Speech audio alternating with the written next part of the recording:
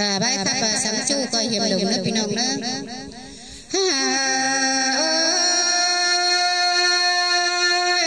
quần ha nên nó chỉ so tả qua mặc số con quần ha có chỉ so tả quám sừng số đô không bà con xài có những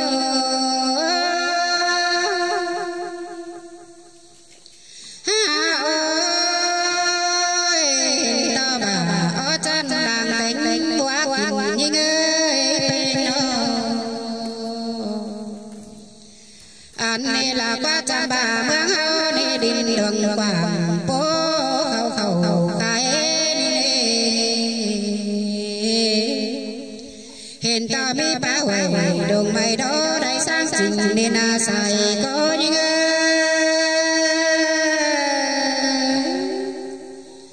chẳng ba phun phản hao hại bưng phố sung sung quả sung mà thế na ba là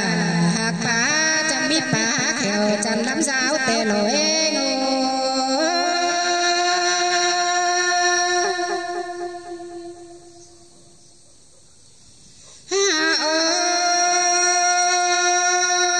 bên hạt đùng chăm biết đùng cắm khéo nước bên cầu của đi đê bên này là quá hạt bá đeo bên đủ để nữa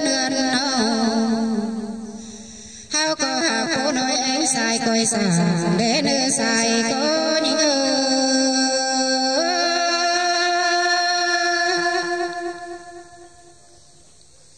hao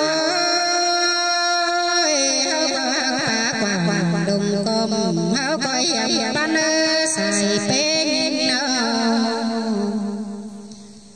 an ba đây đi đã nhấp phán xa đồng bá cứng làng nào sang nữa chú như người xài có như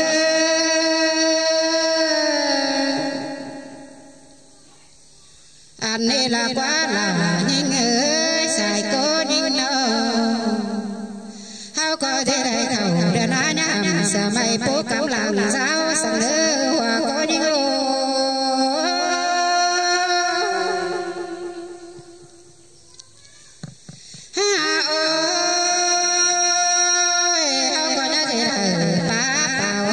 sang nữa chú những nữa xài có những nữa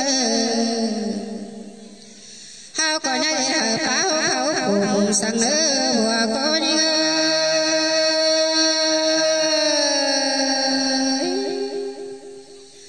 ôi ôi hao có nhá để phá cho mình hao mồ sang nữa bên nó hao có nhá để đồng com hao con đeo thằng sang nữa xài có những nơi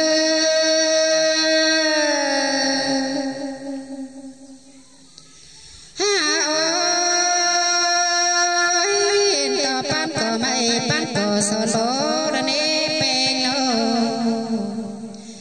ha ba chỗ phá quầy hồng nam má trắng chung băng sờ đàn em xài có những nó thường mưa hao là hơn trắng sùng cha chầu tên nơn ơi an ba mi đồng quảng hơn trắng nê pe trắng mi hơn pha bền dô mình na in tên hiện to pan tăng tủ sợ in ngâu phiêu tên không khán là